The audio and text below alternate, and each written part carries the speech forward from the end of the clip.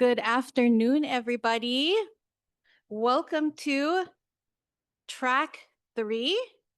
All right, so we're going to just get started. If we can just ask everyone to move a little more forward so that we can be closer together. Yeah? I know everyone's tired. You just had a good lunch, but we're hoping that we can wake you up with this very exciting topic that we have today.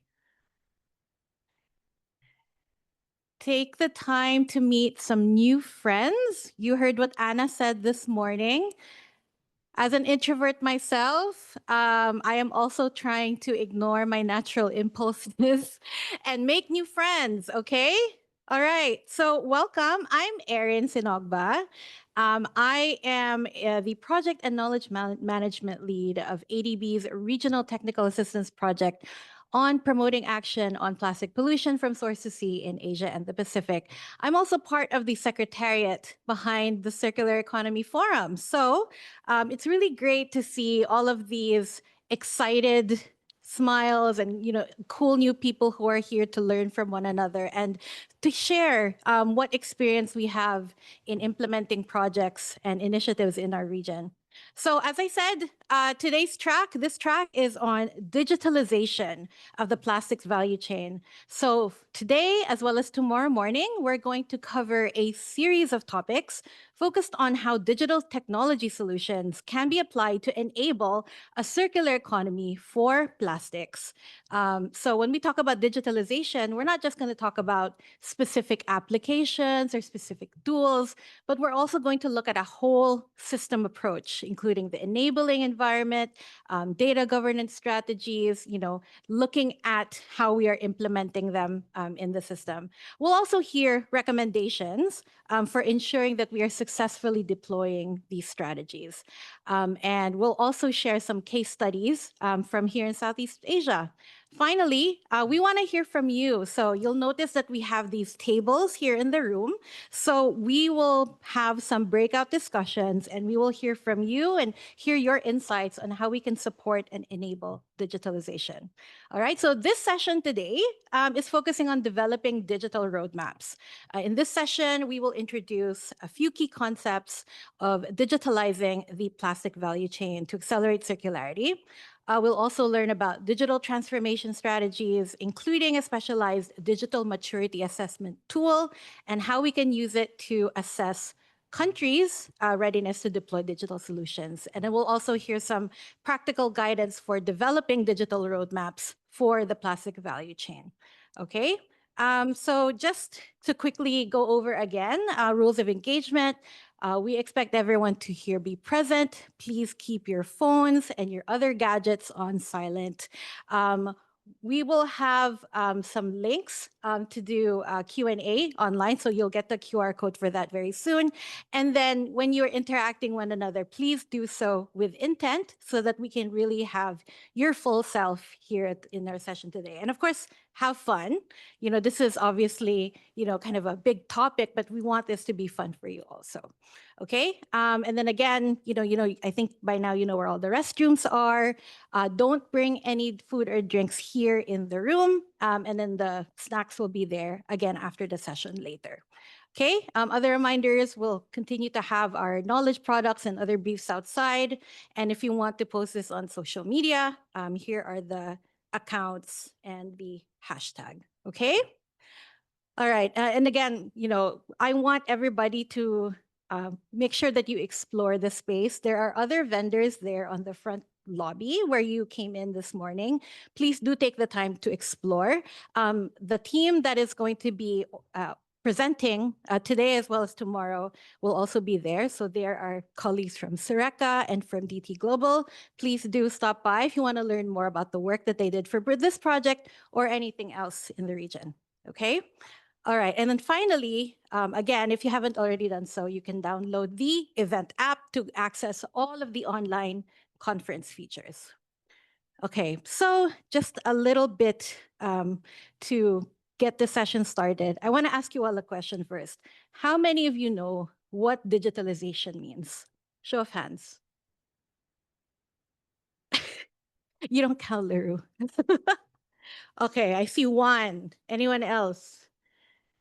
Yeah. See, so I know it's a big word and it's a bit, wow, techie, right? But, I also learned a lot from doing this project with the team. And just actually a few days ago, if you follow ADB social media accounts, there's this great post actually explaining what it is and differentiating it from other words. So those words are, digitization, digitalization, digital transformation. They sound like they're the same, but actually they mean very distinct things. And what I learned was digitization is when you convert analog data into a digital format. So all of the data that you're collecting and writing down on a piece of paper, or in some cases even putting into Facebook Messenger or something, you're putting it into something that's a little more codified, a little more organized in a digital format. Then digitalization is about transforming processes from analog into digital processes, and where digital technologies are applied to a range of social, economic, governance activities. So what we're going to cover today will cover the process of digitalization across the plastics value chain. And then digital transformation is about reshaping organizations and even communities using digital technologies. All right, so when you go through today's session, as well as the sessions that we'll have tomorrow morning, if you come back, then you'll have those definitions in mind. Okay, so first, I think okay, anyway, supposed to have the Mentimeter. So if we can show that, we'll have a short icebreaker. Moving. It's all right, guys. We've been to events before. Well, anyway, maybe before I get into the presentation, I'll give a bit of an intro to.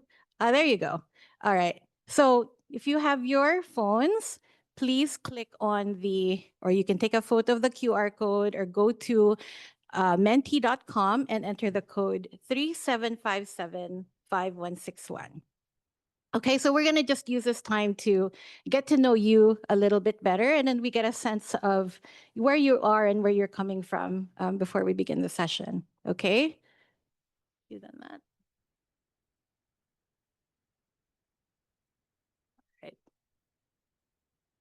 Okay. I think we're supposed to see this thing. Oh, okay. All right. Well, maybe while that's loading, I'll give a little bit of an intro to the project that we did. So as I mentioned earlier, I'm working on a regional technical assistance project with ADB that is looking at addressing marine plastic pollution. And so for the past 5 years, we've been working in Indonesia, the Philippines, Thailand, and Vietnam. And we've been doing, a lot of activities, including knowledge sharing activities like this one, to both raise awareness, but also to begin creating the foundation for investing and preparing projects to address plastic pollution in the region. And so one of the things that we looked at was looking at the possibilities of deploying digital technology solutions for addressing plastic waste management. So a lot of the findings that emerged from those studies will be shared today and 2 more sessions tomorrow. So I hope that you will, really gain a lot from these sessions that we'll have. Okay, so first question, and I want you to, again, refer to the Mentimeter that you have on your phone. What is one word to describe how you are feeling today? All right, so if you can just enter, I see that we're getting excited. All right. If you have, how are we feeling happy? Are we feeling overwhelmed because digitalization is a big word? Okay. Are you guys able to access it okay? Okay. All right. Okay, so this next question is a statement, and you can share whether you agree or disagree, or if you're not sure. Is digitalization can support and accelerate pathways to plastic circularity? All right, I see 12 people have said yes. Wow, most people are agreeing. And I see a few are not so sure. And that's good. Skepticism is actually good so that we can test our assumptions and find out, how true or not true something is. Okay. Okay. Last question. What are your expectations for today's session? What would you like to learn? What would you like to know more about? And we'll try our best to share and to be able to meet some of those expectations. And if not, you're always welcome to approach the team and ask them further questions. It can be as short as one word. All right. How digitalization can be applied in the local government level. Okay, that's good. So that's, cities. How can digital solutions help them, manage their waste? The role of digitalization and advancing a circular economy, emerging solutions on plastic circularity, how to monitor CE systems or the recycling rate. That's good. So these are very specific kind of data that we can glean from digital solutions, fundamental concepts and practical examples of digitalization for the circular economy. That's good. So we're going to cover some of that today. Practical guidelines as well as objective discussion and practical application. Oh, this one's good. What is digitalization specific to plastics? All right, so we're going to learn a little bit more today. And then how digitalization can put more emphasis on the welfare of waste workers. We actually published a policy brief that came out in May that talks about how digital solutions can support informal waste workers and specifically women who form the majority of informal waste workers. So if you haven't gotten a copy, you can go outside to our publications booth and get one of those. Okay, great. So thank you so much for sharing your feedback. We hope that we can, talk a little bit more about that very soon. Okay. So now that we've covered all the basics, let's get into our first presentation. I'd like to introduce our first speaker, who's my colleague, Vincent Aloysius, who is the team leader and circular economy specialist at Sureka. And he was a team leader for the TA that he and I work on together, promoting action on plastic pollution from sources seen in Asia and the Pacific. Prior to this role, Vincent was a program management officer in the Sea Circular project of the UN Environment Program. He was responsible for the markets and value chain focus, where he had projects on the themes of innovation in the plastics value chain, city level actions, capacity building, finance and business models, and policy advancement. His background includes extensive private sector experience in environmental services, resource recovery, and waste management. Vincent, floor is yours.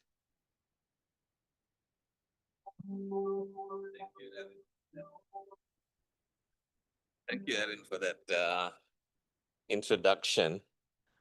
Just saying the word digitalization many times is not easy. But anyhow, I'm going to say digitalization quite a number of times in my presentation, so bear with me if my tongue gets twisted. Yeah. So anyway, Erin mentioned about this TA project, and a big part of this package was on the digital aspects of plastic circularity. So in this presentation, I will cover what was the content of the digital package in this technical assistance project.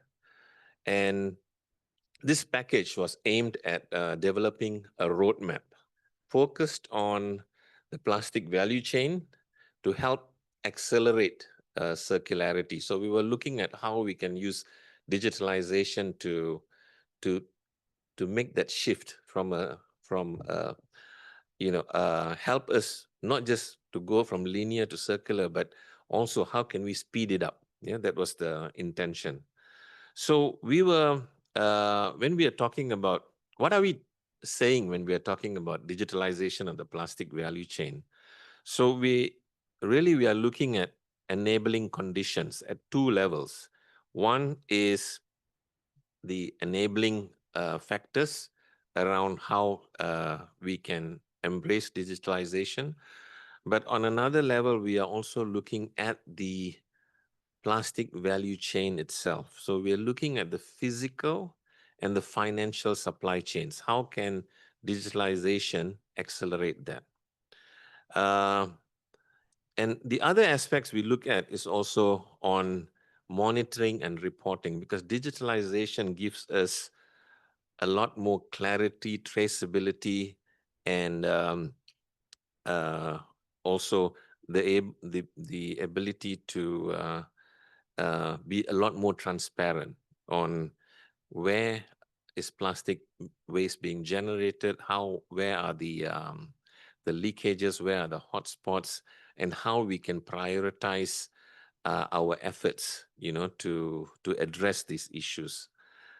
So uh, when we went about doing the roadmap, one of the first steps in it was to figure out a baseline. And in doing this, we felt that we needed a kind of tool, a tool to assess the digital maturity level, to tell us how ready are we to embrace and apply some of these digital solutions that are out there, and whether or not the enabling conditions in our countries where we are intending to apply these solutions are conducive, or what do we need to do about it. So um, I'll I'll also provide a quick overview about the activities in our digital package. We will go into a little bit deeper into the maturity assessment tool, and we'll look at how we formulate the baseline and what sort of targets, how do we set the targets for where we want to go to. So um, here we oh, it's not okay. So here are the activities in the technical assistance project. We, on one hand, we have to develop this digital roadmap. In parallel, we are looking at screening of various types of digital solutions that are out there.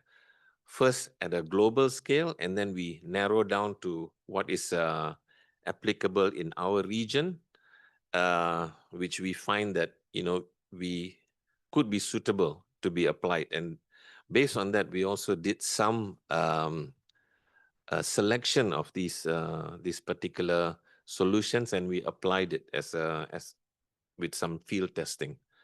And underlining as all these digital work was also coming up with a digital framework that will be suitable for the plastic value chain. And my colleagues in tomorrow's session will be talking about the digital solutions as well as the data governance framework. So I'll stick to the roadmap.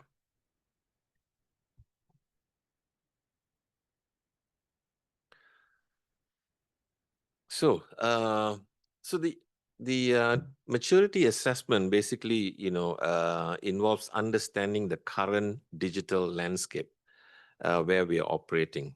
We look at various technical solutions and how that can be applied in the transition to accelerate plastic circularity.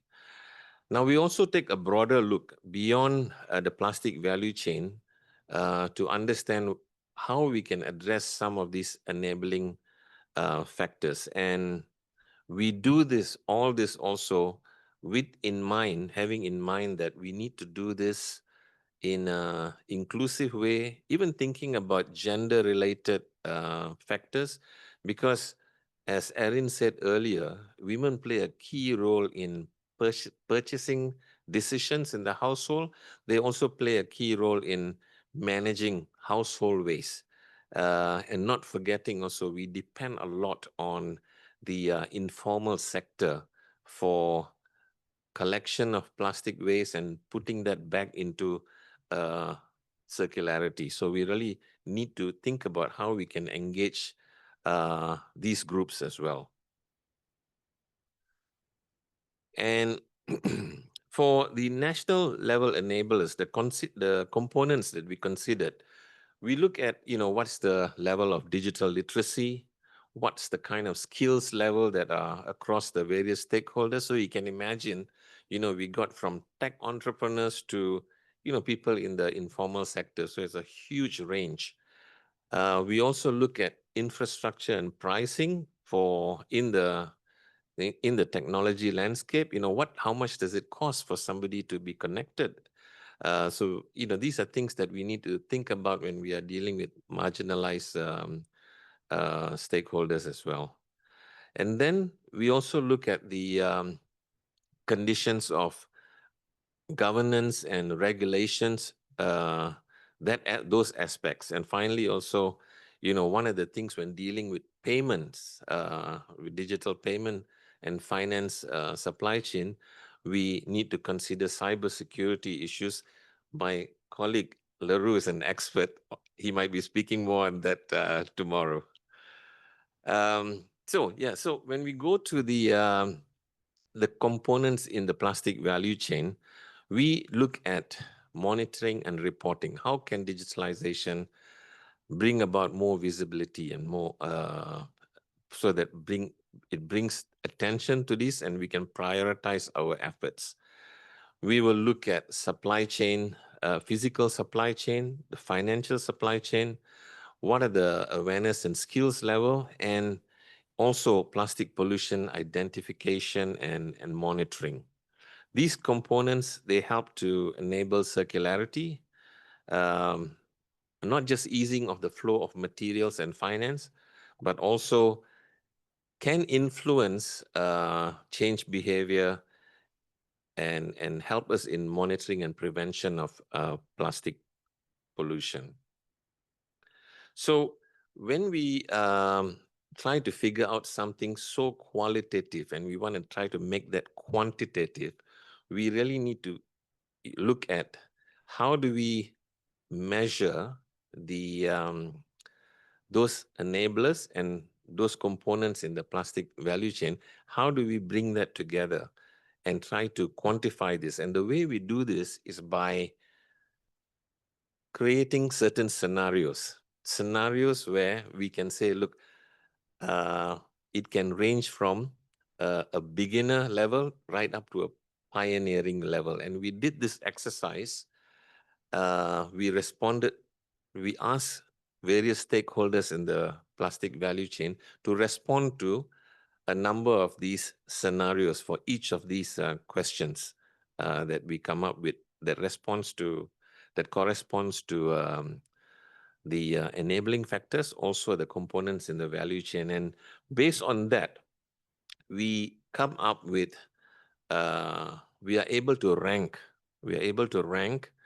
um, countries into levels of either where do they stand, initiating level, enabling level, optimizing, and pioneering. The two countries that we worked on this project was Vietnam and Indonesia, and both of them were in the range between level 2 and 3, which is somewhere between enabling and integrating, because there's a lot of pockets of excellence where we see good solutions already being applied, but it's not nationwide. Yeah, so that's the kind of gauge that we can make. So if you look at the flow, we look at national enablers, we look at the components in the value chain, and then we do this. We actually try to fill out a grid, and based on that, we come up with the assessment, and we can actually tell how it looks. So we can put it in a radar chart like this, and we can say, look, so here are the areas that we see as strengths. Here are the areas that we see as opportunity areas. Could be low hanging fruits. So this is how the digital assessment results look like. But I want to hasten to add here, we should not use this tool as a comparison between countries. It's not meant for that. This is very much meant for, because every country has a very unique situation, unique set of conditions, and so we should not use this as comparing. It's more for the stakeholders in that country to assess and decide what's important for us, what do we want to prioritize, and also to help them identify the objective and ambition level that they want to go to. So that's the purpose. So I really want to say, let's not use this as a comparison tool. Okay. I could get into trouble for that. So yeah. So anyhow, as I said, right, Vietnam and Indonesia both have pockets of excellence, and there's really a lot of space uh, where the opportunities are there. It's a very young population, and people are very savvy with the use of digital applications, and connectivity is very high. Even the price of connectivity is not so expensive. It's quite affordable. So there are a lot of pluses with the right conditions and the right.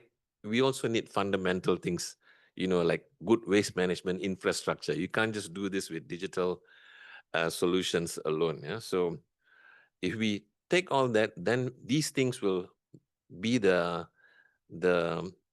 guide for us to set the roadmap, to work out the roadmap. So just moving forward, based on that from the baseline, we then look at in the two countries where we did the study, we then went back to the stakeholders, spoke to them, and said, "Look, here's where we are. Where do you want to get to? What's important for?" And of course, for different stakeholders, the tech entrepreneurs will not go to a super high level tomorrow, but for the others who are more pragmatic, they say, "Look, let's focus on some more basic things, for waste management. How do we engage some of these stakeholders to even be comfortable with using these digital tools? What about data governance and security and aspects like that? These things need to be fixed too. So we try to uh, moderate the what do you call the objectives and ambitions, and we try to work out um, a phased approach. Yeah. So in our roadmap, what we do is we look at what can be achieved quite quickly, solutions that can be applied now, and then we look at in the following phase, how can we scale this up? What are the things that we need to do to scale this up? And then, and the bulk of our recommendations really comes in phase 2. And phase 3 looks at how we can, start looking at real time using some of, enablement of Internet of Things, where you don't have to do paper, recording of trucks going to a landfill. You have the weighing scales, they're connected, then the data is connected to a data platform, and things can be much more accurate and help with the planning and operation of municipalities as well. So that's pretty much how the process of setting up this digitalization roadmap worked for us. Yeah? So I know it's kind of, just giving you a feel for it, because it will take a full day for us to go through the whole roadmap, but just to get a feel that this is what will happen. This is the process if you want to develop a digitalization roadmap for the plastic value chain. So what are the key areas? This is wrapping up now. What are the key areas when we look at these opportunities and where our recommendations fit in? Most of it, I'm just taking some key ones that from the recommendations, the list of recommendations that we provided.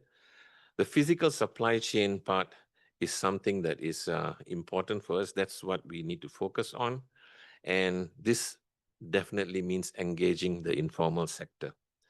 And then increasing corporate participation. I think this is very important through implementation of city level pilots, adopting waste management solutions and traceability technology to help meet EPR obligations. And that was one of the questions that popped up earlier in the Menti, was like, how can we, what would be the way to employ this in a city or municipality level?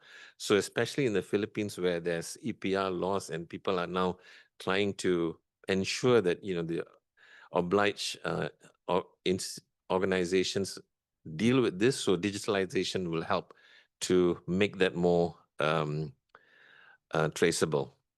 And finally, also from the financial supply chain side, adopting solutions for enabling household level waste management fees.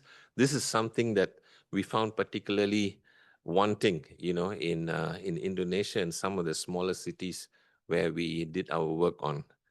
And finally, identification and monitoring. This, will help us to look at, the circular models, yeah, for looking at the plastic flows and the reporting tools that we can be that can be enabled through digitalization. So there are numerous other recommendations. These are just a sample of some of the key ones that we put in. So I will conclude there and take a couple of questions, Erin, if there's time permitting. Yeah, so thank you. Clicker. Sorry.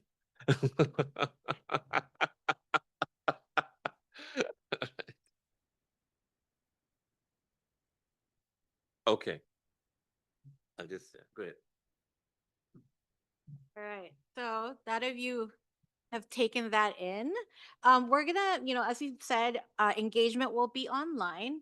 So if you can take this QR code, or you can go to menti.com and enter this code, you can send us your questions there. So we'll have about 5 minutes to uh, entertain a few questions. But again, we still have another hour together. So, it's possible that some of the answers to your questions will pop up in our panel discussion and in our group breakouts. Okay. So I'll just give it a minute. If you have a question, please enter it through the Mentimeter.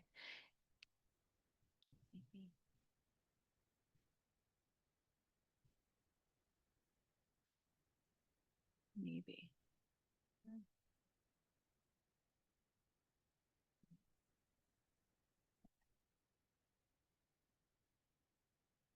Okay. All right, we have one question here.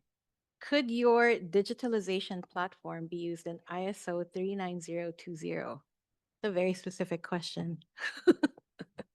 That's a great question. It's a real technical question. And actually, the right person to answer this, we have Emilio here, and he'll be speaking shortly. But Emilio, do you want to take this now?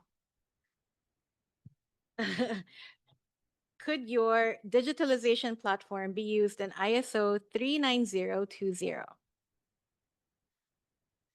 39020. Yeah. Well, I will talk tomorrow about the platform. The platform is a proof of concept.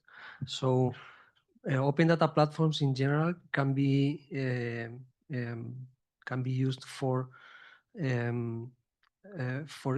enabling all these things that so to give the maturity to the end of the track. So I will give more details tomorrow, but I don't have a response right now. Thank you. So, guys, that is a preview into our session tomorrow morning at 9 a.m. on piloting digital solutions. So, Emilio will be talking about the proof of concept that we developed on this project. So, if you have further deeper questions about the platform, that is the time for all your questions to be answered. Okay, well, I'll do the next question. So, this one's for Vincent. What would be the next steps after the digital maturity assessment to guide governments towards digitalization? Okay, this is also an excellent question. So our intention is always to see that the recommendations or the roadmap that we produce is going to be implemented. Yeah, so that's always our desire as well. So, but what we would encourage is, when the reports are actually now would be going to the executing agencies in the countries, right? So in this case, we worked with Vietnam and Indonesia. So what would happen is the executing agencies will decide how to roll it out. So they will then engage with relevant stakeholders in the country and then figure out how to provide the resources and the personnel to to take this further, take this on. And one of the things that maybe I can touch on now is it's always our intention also to encourage that there should be an implementing phase as well. When we do a project like this, it should not it should be it should continue a little bit further after completion of such a roadmap to actually helping to implement it. So, but that involves, setting up the team, being in, people embedded with the working team and getting that process started until it can run it on its own. So that implementation phase is an important one. Okay. Thanks, Vincent. All right, so we have a few more questions, but we will get to them later. We will have another opportunity for our speakers to answer your questions. But now we will now get into the breakout discussions. All right. So what's going to happen is that your table should have well, I guess you'll receive one question for your group to discuss internally. All right, so the team is going to go and assign you a question. And guys, this is the time for you to make new friends, huh? All right, so remember what Anna said earlier, to look at the person to your left and look at to the person to your right and say hello. All right, and then take the time to introduce yourselves, but then talk to one another about the question that you have on your table. All right. And we'll give you 10 minutes to talk amongst yourselves, share experiences from your countries or from your companies. And then later we'll have a very quick sharing. Okay. So we'll have 10 minutes. All right.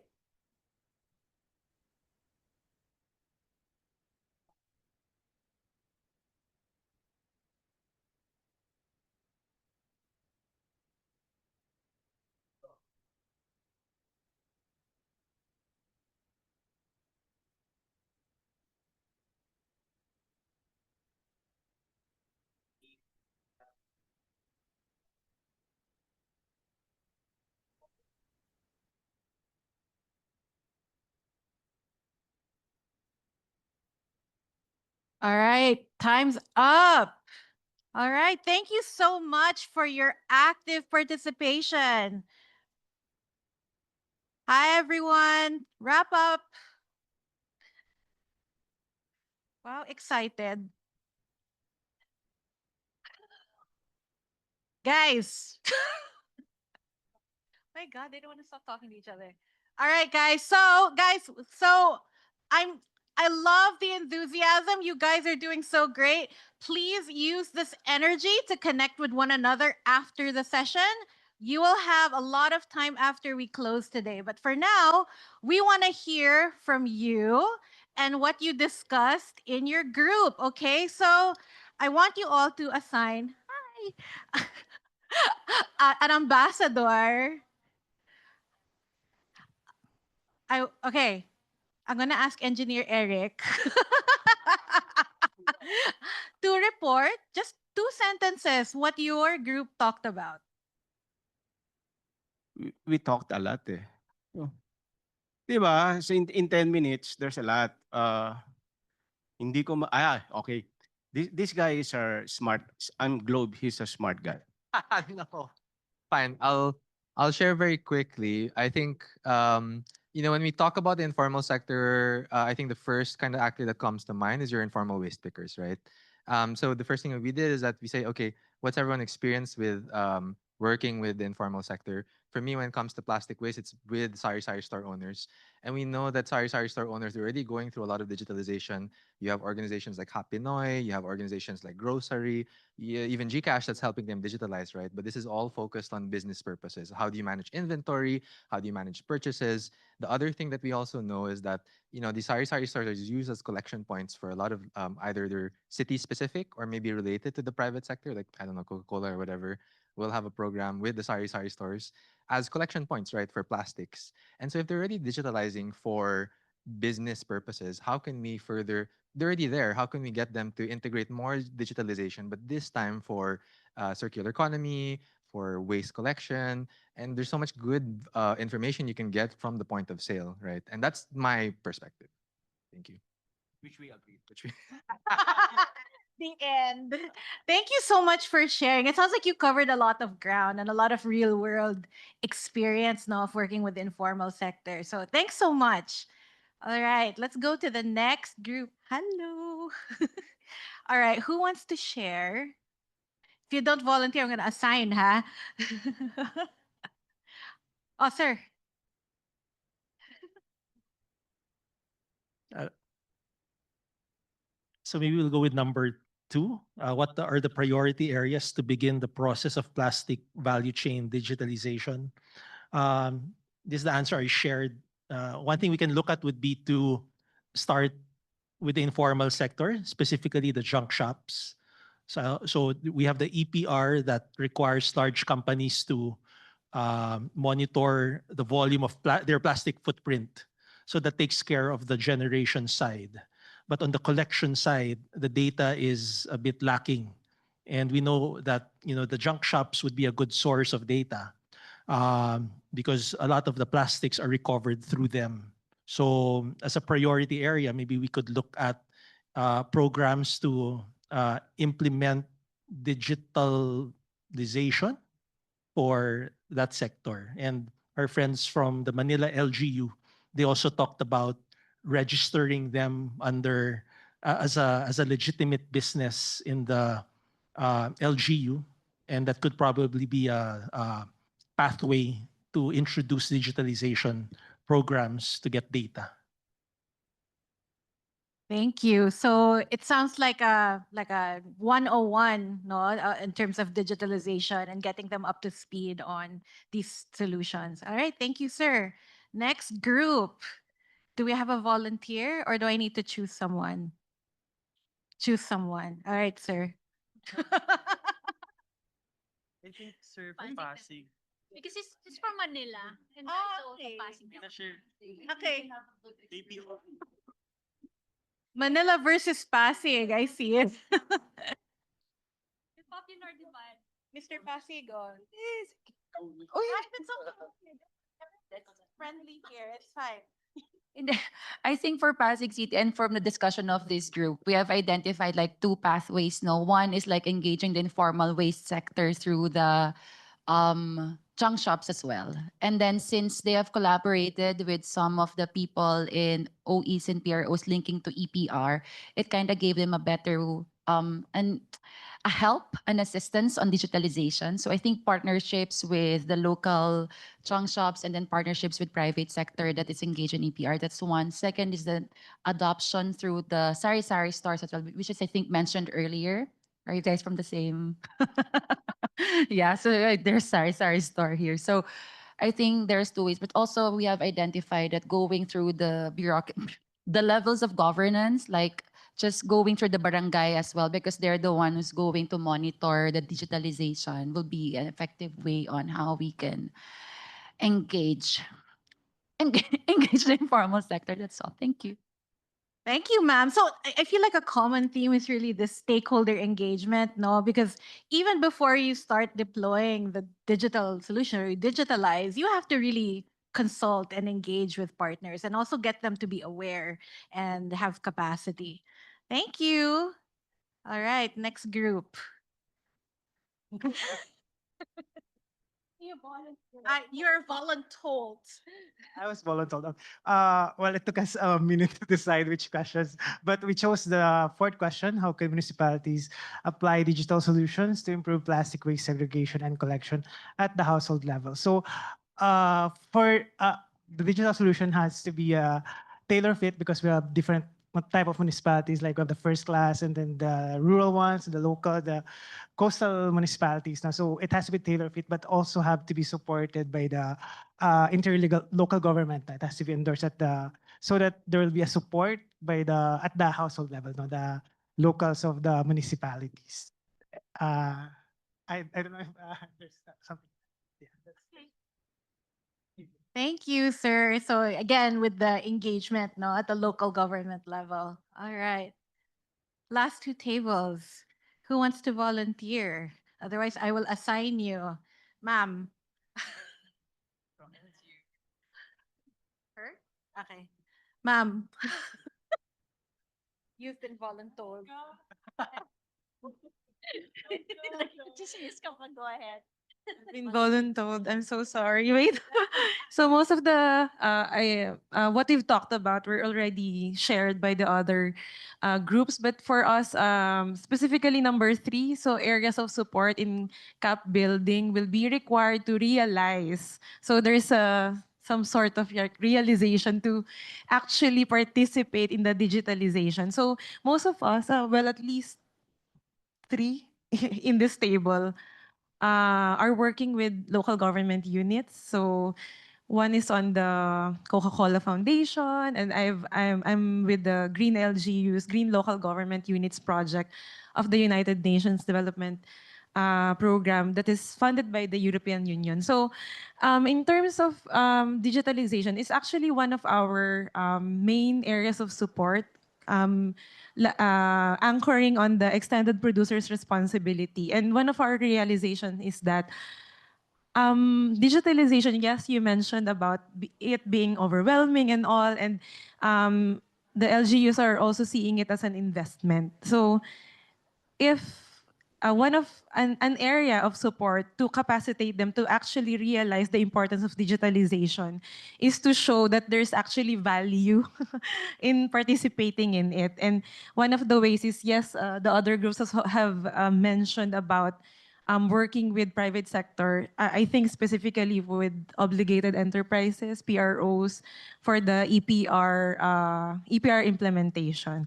Some of my group mates have already also mentioned about, well, assuming that digital infrastructure is good, internet connectivity is present. So LGUs do need capacity on socializing digital apps and also building the human resources capacity to actually manage what will be handed over to them. So yeah, ano pa bang? Packaging of food, you mentioned, ma'am, no, about digitalization of the plastic value chain concerning how we can like trace food packaging of food, for example, that are usually made of plastic. So yeah, there are different ideas, but my other group mates might have other suggestions. No, thank you so much for the really substantive sharing. It sounds like you covered a lot of different things. So thank you. Okay, last team. Sir. I tried staring blankly at the screen so that I will feel invisible, but it didn't work. Okay. Okay. So we were at the first question on. No, no, no. Third, number three, right? What areas of support in capacity building? Well, unknowingly, we focused on the informal waste sector. So for this, so in terms of capacity building, we've discussed that aside from basic skills, then we need technical skills. But as we have progressed in the discussion, most of the informal waste sectors have no access with technology, never nor neither has skills on how using one. So maybe to the very basics on digitalization on how to use tailor-fitted and localized tools so that we already have data collection at the ground level because that would set the footprint on how we get better data on plastic chain value chain digitalization. Uh, just from staring the screen, but maybe my colleagues can add as well. Thank you, sir. Oh, look at that. You didn't have to be invisible. You had so much to share. Yes. Yes. Oh, ma'am. Okay, so I thought I already got a free pass because I'm at the table with the speaker. But it so happened that we got the first question, and I was also voluntold to share our discussion. Yeah, but regarding number one, we were talking about how in our organization we are doing gamification. So it's always what's in it for me. There's always the ongoing frustration. You segregate, you don't segregate, gets collected anywhere, ends up in the landfills or in the open environment. But gamification is actually one way. Filipinos, at the very least, is very competitive, bragging rights, karaoke, just getting 100. Everybody's like, woo, so so energetic. So we are also doing something like that. And then the digitization part aligned with the documentation on the granularity of data that we would want when it comes to the plastics value chain is pivotal in this sector. We are also sharing earlier that the informal sector is not just those who are working in junk shops, but technically each and every one of us are stakeholders, and we are also part of the informal sector, especially if we do not provide inputs or we do not play our role in the waste value chain in general. So that's what we've discussed for quite some time. Thank you. Thank you so much, everyone, for your great inputs. Okay, quick question before we go to the next part of the program. Yes, Ms. Tika. As a step for engaging the informal sector, we have to overcome language. What is a vernacular? Is anybody, I'm sorry, apologies to those who are non-Filipinos, but does anybody have a vernacular term for digitalization that you can share with us? Just like before, when you talk about environment, so lumalabas yung makakalikasan, right? Or sustainable development. But meron ba? Does anybody have or has worked with a vernacular translate? How do you talk to a sari-sari store owner or a junk shop about joining, efforts on digitalization? Anyone? Okay, last before we go to the next part, okay? Hindi naman talaga Tagalog. Kailangan nyo naiintindihan lang nila. Apps. There's an app that you can use, and then this app will document everything. And that is your program. And that is your apps. All right. Thank you, everyone. Love this very spirited and very substantive discussion. Give yourselves a round. All right. Okay, guys. So, hearing all of the feedback, we're hearing a lot of really interesting things, even before the digitalization piece. I should probably even before the digitalization piece, we need to do the hard work of engaging stakeholders on the ground, whether they be the informal sector or our local governments or the private sector. There has to be that kind of baseline engagement. And you have to also demonstrate the value of digitalization before you deploy it. So it's really, really interesting to hear all of the common themes that have emerged in our discussion. Okay, so now we're going to have a panel discussion with our speakers. So now I'd like to invite Vincent back to the stage. And then we will also have our colleague, Emilio, who is going to join us on the panel. So I will just give a quick intro once my file loads.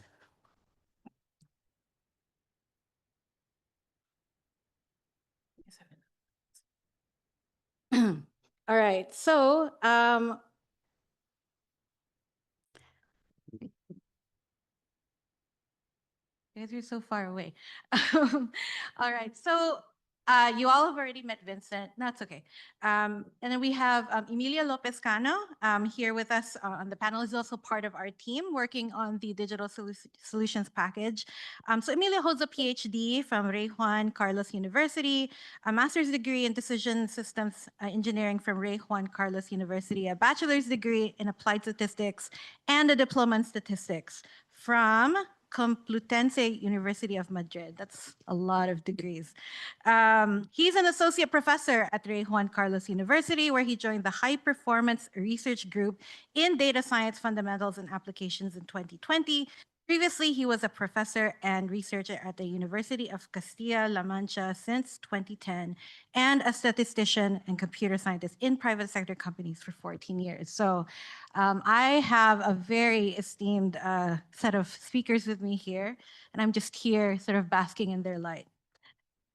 All right, so Emilio, welcome to the stage. Thank you so much for joining us. So, earlier we heard from Vincent about this larger ecosystem to enable digitalization, and then our colleagues here in the room have talked about this kind of overall, ecosystem that will enable it. So, you're going to talk a little bit about the data platform that you're going to talk about more tomorrow, but you touched upon earlier today. So can you tell us a little bit more about that now and how it supports this larger digital ecosystem?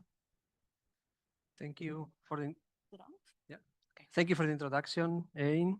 Well, as you mentioned, I am with the data science group, a research group. It's a cross-cutting discipline that is applying to any domain. So we are applying in any domain, and now in the plastic domain. As data science and engineering experts, we have worked to a wide range of data problems, and many of them, not all of them, but many of them involve the use of open data.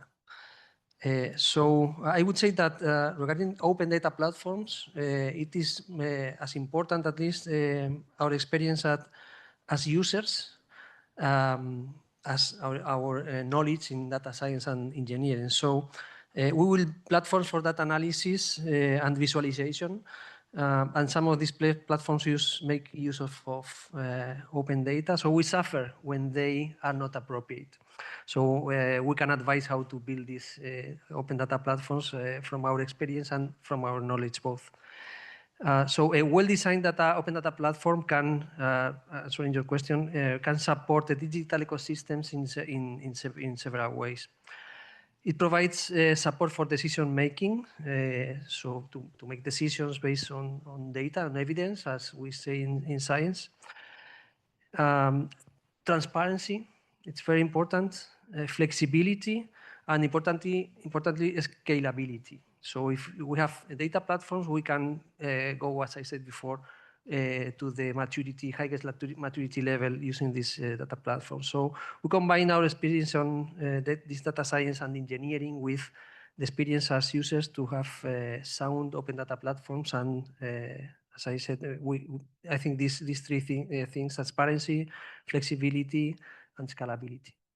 Thanks, Emilio. I mean, those are really important things to note, no? Especially when thinking about, when we want to roll this out in different countries, we're going to face a lot of very unique problems. And, as we heard from our colleagues, it's a, very interesting dynamic here in the Philippines. So having that kind of flexibility aspect, but also something that can be scaled, in different contexts is very important. Thank you. Thank you. All right. So next question is for Vincent.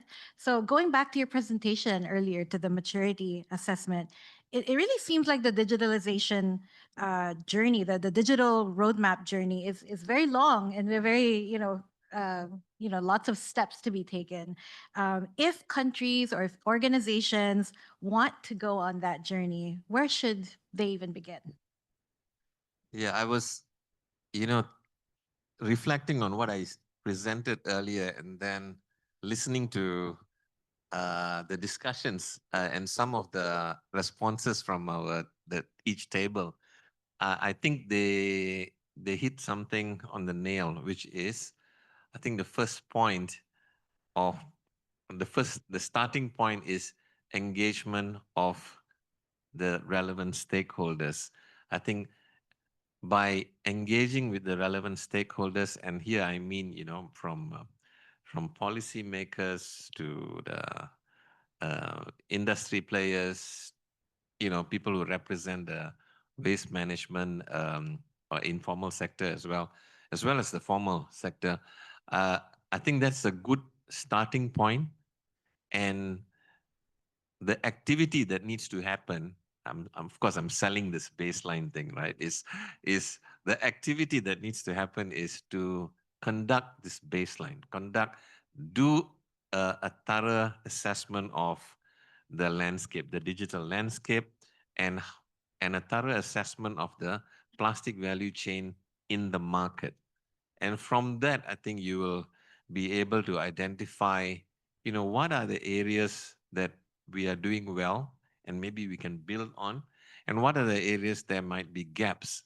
Now, I always, as maybe repeating this very often to myself as well, while we are thinking about digitalization, we forget that in our region, we have a lot of gaps in the waste management infrastructure itself. So that's an area that we cannot say, we are, working in a vacuum on this digital solutions while we forget the basic things, to carry out the job, right? So that's an area that we cannot forget. So I think while we are talking about the digital maturity assessment, it's also important to, at the same time, do an assessment of the actual physical flow and the financial flow of plastics and waste. Yeah. So I think both of those things need to come together, and that would be a good starting point.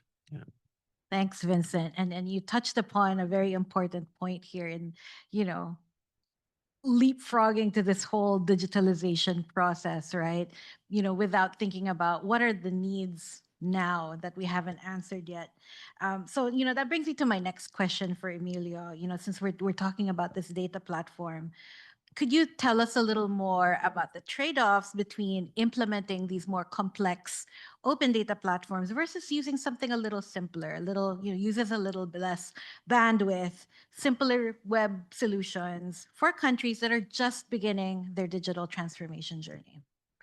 Yes, that's a good question because in a conference last week, I was with a guy that is working in complex open data platforms, and he advises that you don't need a very complex open data platform in which he worked. So it opened my mind, and well, complex open data platforms need time and money.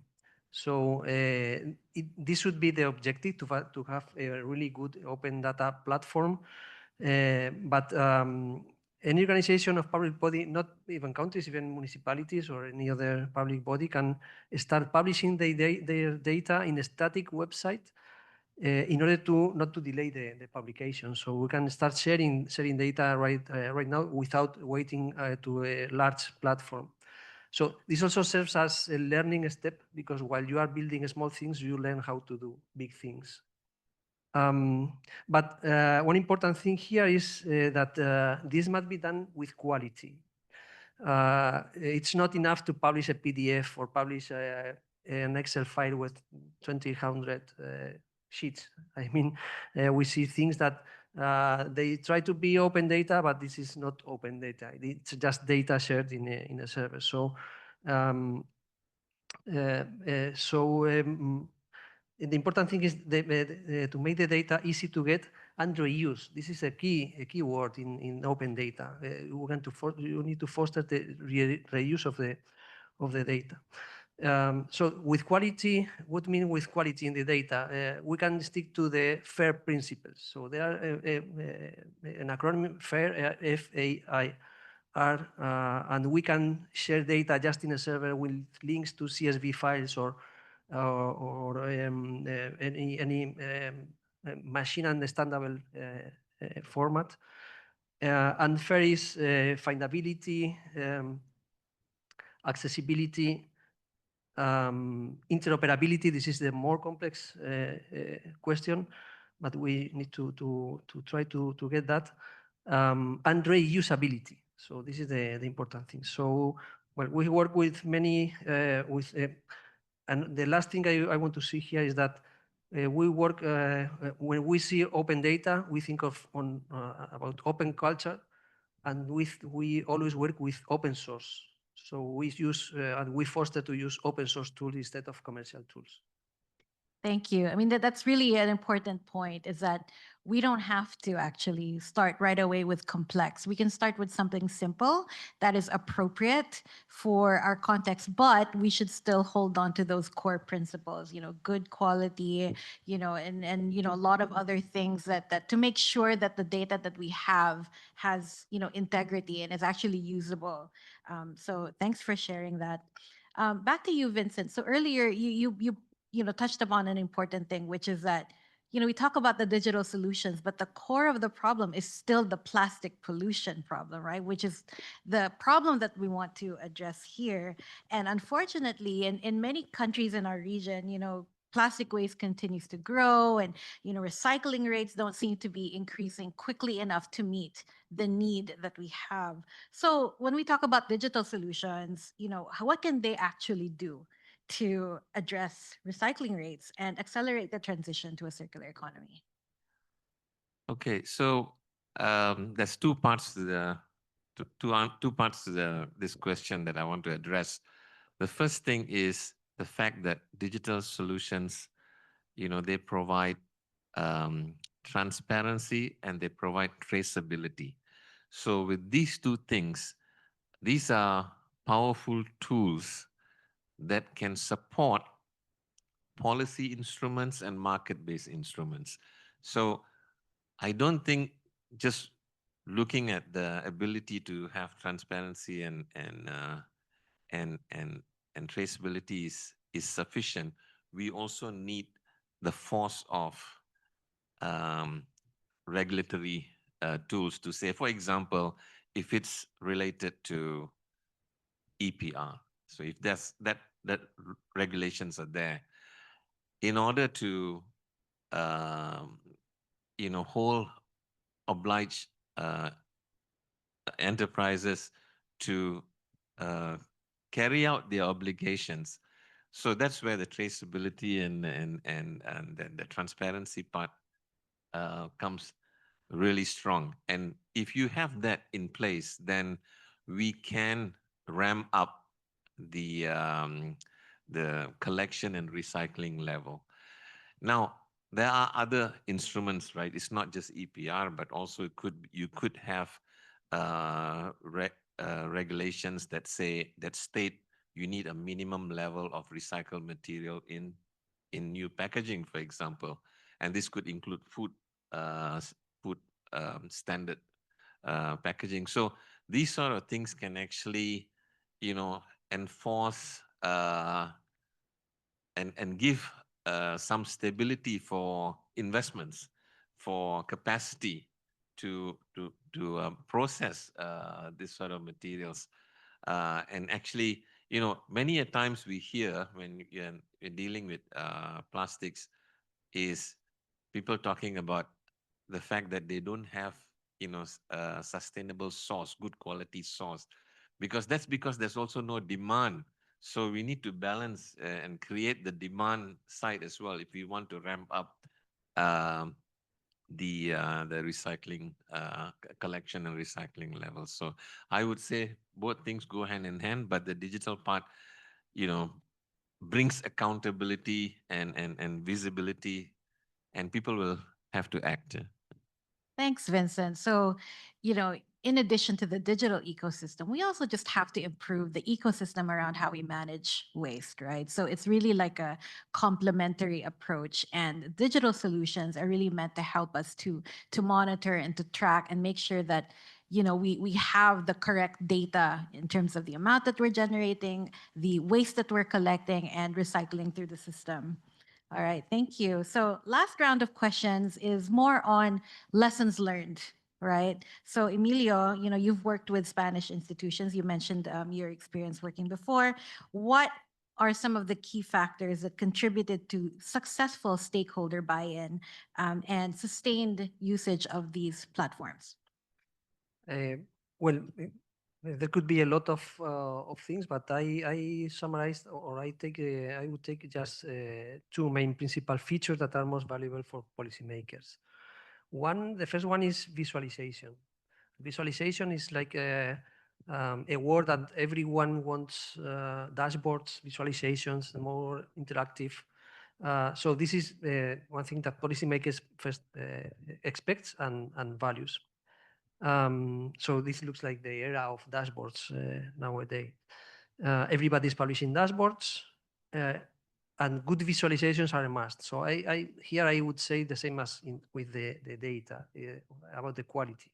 So not every visualization is telling a story. Not every visualization is useful for decision making. So the dashboard should provide actionable insights for decision making and not just show nice plots and tables, nice things.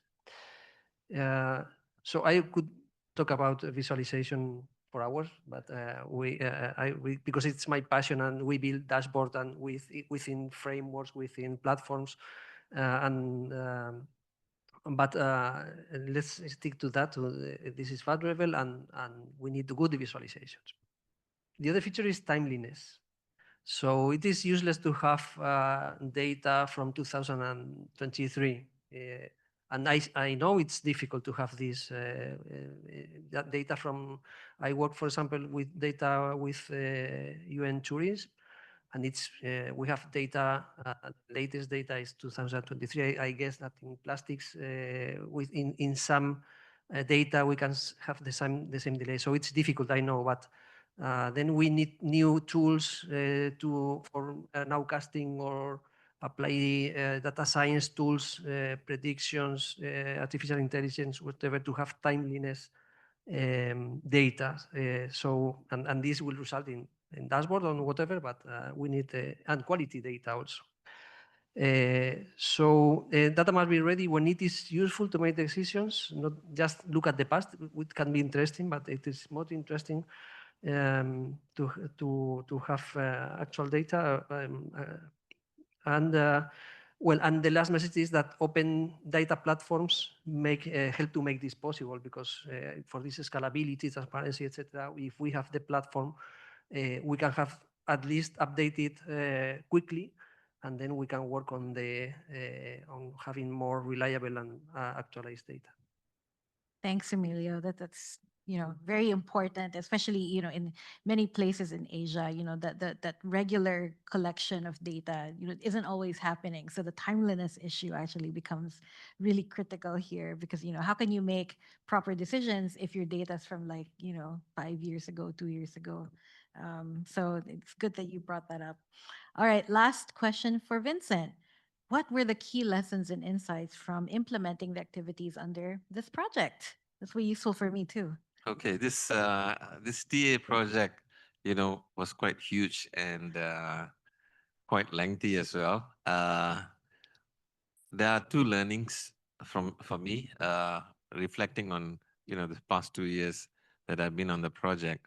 The first one is really, we talked about engagement. I think engagement at the most senior levels of the executing agencies is really important, because we need that commitment. And that commitment would mean that there are resources and personnel who will be on board with the project along the way, throughout the duration of the project. So that's really important. That also brings about, a sense of ownership. So when we end a project with a set of recommendations, having that ownership will mean that this work will be taken further and actually implemented. So that's one part. The other part is actually providing the resources, within the scope of the TA, at least for the beginning of the implementation stage. So these are the two learnings that, when I reflect on the work that we've done, I think will bring value for future projects. Thanks, Vincent. That's really useful learning for us, and really anybody who manages a program that has similar objectives to ours. So, as we think about future interventions from ADB as well, it's also good to have those in mind, so that we can continue to bring, really helpful support to our member countries. So, thank you both for the question, for engaging me on this panel. And now I want to bring it back to the room, as well as our participants who are joining us online. So let's bring it back to the Mentimeter link so that you can submit your questions. And again, this is so we have participation from our online. So please go ahead and submit your questions to the same Mentimeter link that you had before. So they'll bring the QR code back, or you can go to menti.com and use the code there 17951278. So we'll do another couple of questions. I'll go back to the ones that we have here in our from our last round. So we have a question here on how do you address the lack of timely and accurate data, especially related to plastic production and trade? Maybe Emilio wants to answer that. Yeah, so the question was before my Yeah, this was from earlier. Okay, so we are on the same page. Yeah, this affects. So, yeah, as I said, it's very difficult to have timely data, especially from countries. But maybe we can try. My experience is that we can have more timely data at the municipal scale or where the data is being producing. So maybe this is affecting. The question is, how is it affecting? Yeah. It is affecting negatively, obviously, because we can't make decisions on time. But if we, as a country, Spain, Philippines, whatever, needs to gather all the data from all the municipalities and there is one missing, maybe we don't have the data of anyone. So maybe we need to decentralize this gathering of information and have digital solutions to have this everything gathering and try to consolidate and make decisions with the data we already have. Maybe we can make a decision in a province or whatever, and when we have everything, we can build everything. So. All right. Thank you. One last question. So if there are no more questions, this will be the last one. So the question as written, it says, are accountants needed to verify recycling rates if an obliged establishment or obliged enterprise uses your application? So I guess the question is, do you need an accountant or someone specialized to verify the data that is contained in a particular platform or application? Maybe Vincent can answer Well, that. my gut response would be it needs to be auditable. Yeah. You need to have an audit trail and traceability. So definitely may not be an accountant, but it should be some financial audit has to be done Yeah, for something like this, right? Yeah. Thanks. And actually, let this be a plug. So there will be a session, I think, tomorrow morning on sustainable finance, where one of the speakers will be talking about that exact issue on environmental accounting and environmental auditing. So if you're interested in that, although we want you to come back here to track 3, you can go to track 1 session tomorrow at 9 a.m. on sustainable finance. All right. So thank you again to Vincent and Emilia for your great insights. And thanks to all of you as well for actively participating and sharing your insights. All right. Thank you. Thank you. And maybe a round of applause to the moderator. Thanks, guys. All right. So we're now at the end of the day. So I'm going to do a very quick wrap up. But before we do that, we want to hear your feedback on day 1 of the Circular Economy Forum. So another QR code. Please take the time, just the next few minutes, to fill in this post-event evaluation form, because your feedback will help us have another one. Wow.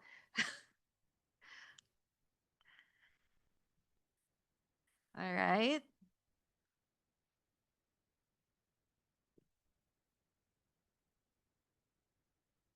Wow, it became so quiet. So after this, we want to encourage you to take the time to network, to meet more new people. We're going to go into another coffee break and snacks, but then you can also use this free time to interact with one another and meet other colleagues working in this space. And And that is the end of day one. Thank you, everybody, for your participation and your time. And I look forward to seeing you again tomorrow. Have a great rest of your day.